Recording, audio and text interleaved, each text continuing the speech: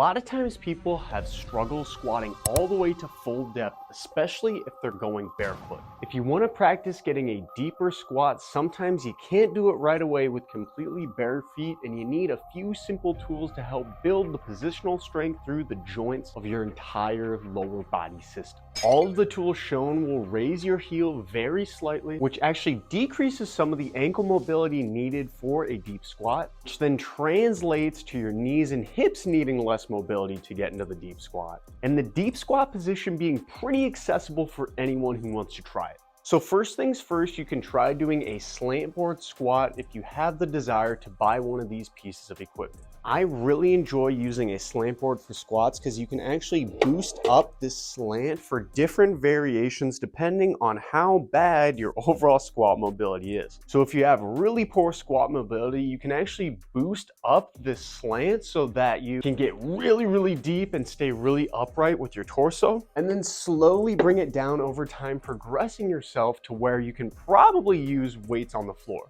Now, one of the cheaper options, as I just mentioned, is using weights on the floor by lifting your heels slightly off the ground.